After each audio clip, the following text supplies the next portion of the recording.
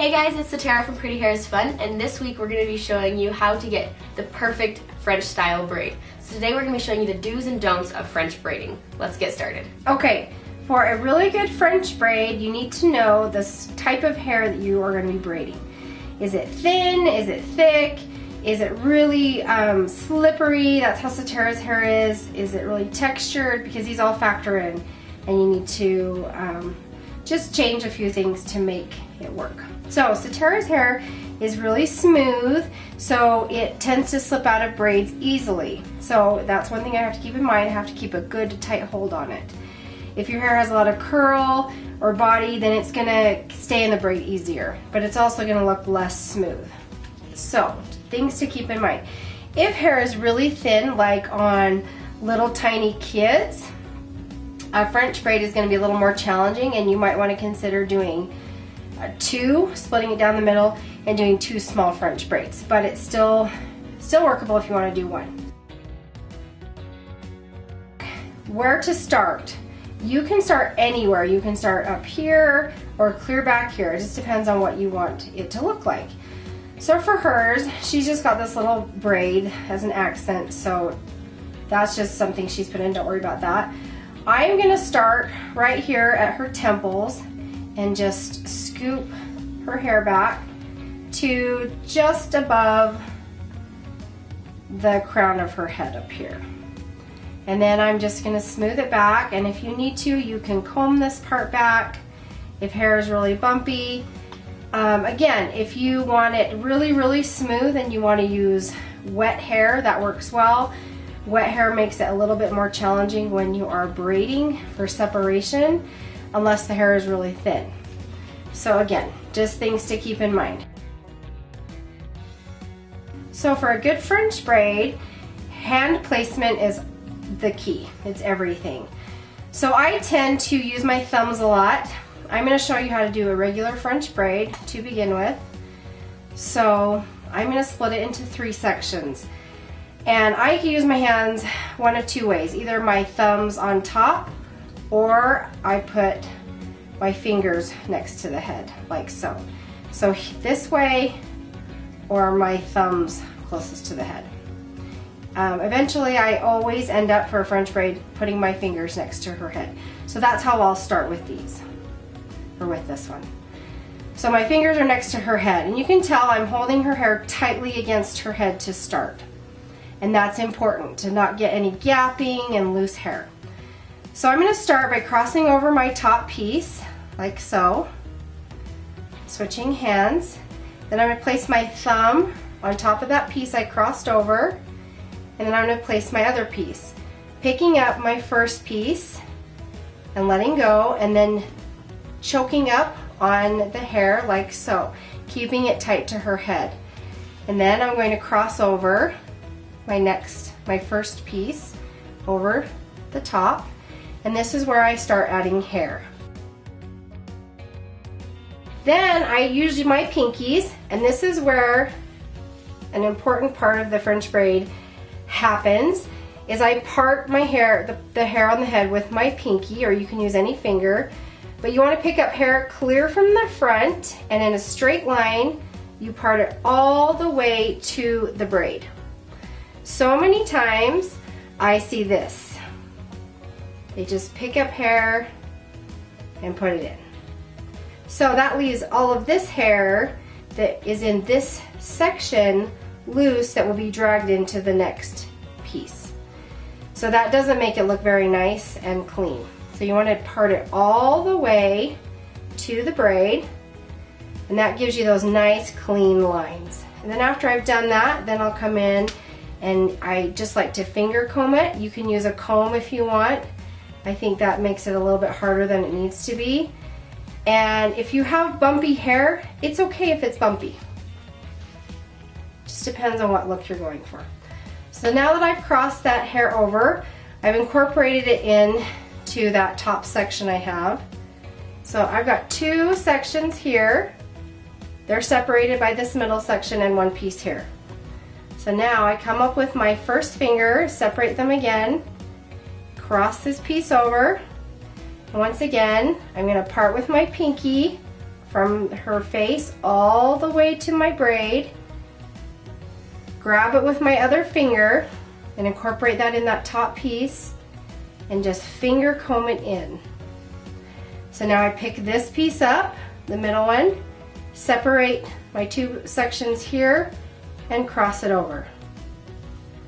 And then I do it again. So now I'm going to part off another piece. And an important thing to notice as well, turn your face, sweetie, is I'm only going to go as wide or as deep as these stitches that I'm doing. So this is about an inch, so I'm only going to pick up or part off a section that is that same width. So my lines are always straight going over. If not, you can end up with pieces that look like this or more. Then you get that nice bulging gapping when this gets loose, because it will get looser. So just make it the same width as the stitch that you're doing.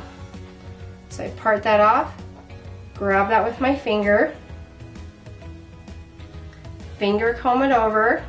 And you notice that keeps this hand totally free so that I can fix that. And I pick up my bottom piece, separate it from the hair underneath, make sure I'm not grabbing any of that, switch hands, put my thumb on top to keep that tight, and push that over in my other hand. And I just continue doing this until I get farther down her head.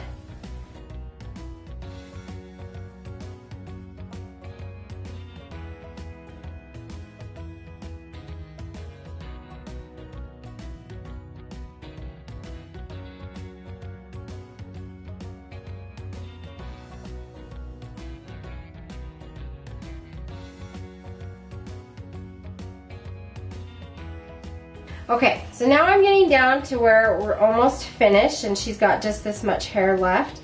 So a lot of the time I see people gathering all the rest of this, which really, turn your head, sweetie, should be split into two sections. You'll see this all being gathered up to the braid rather than straight across.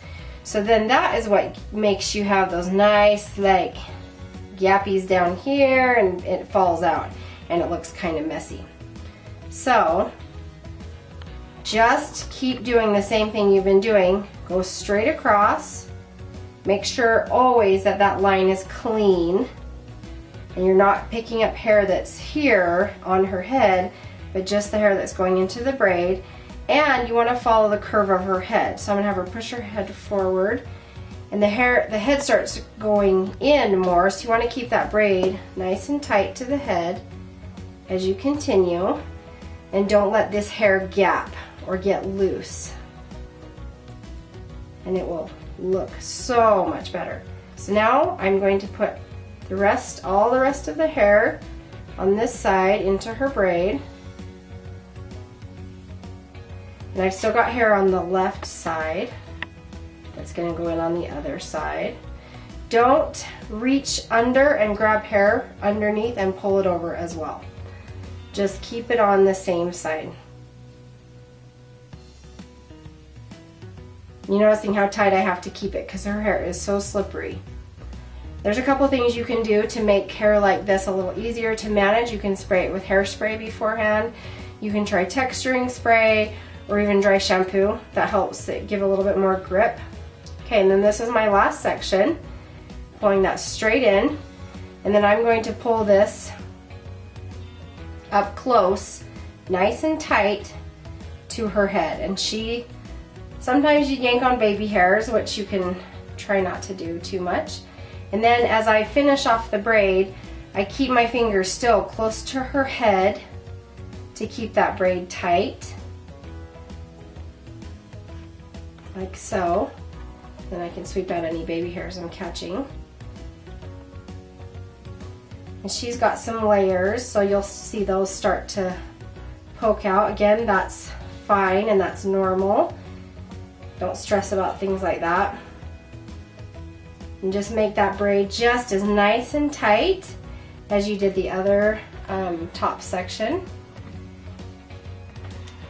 And then just fasten it off. with a good elastic.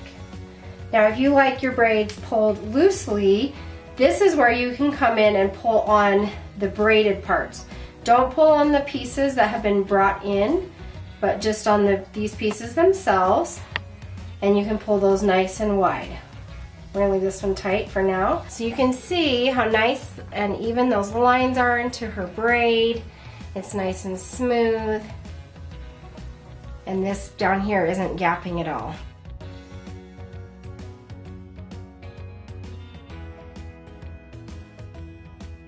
Thanks so much for watching. Make sure to check out our other do's and don'ts videos, and make sure to subscribe so you can see all of our videos. Make sure to comment what you want to see down below and give us a thumbs up if you liked this video.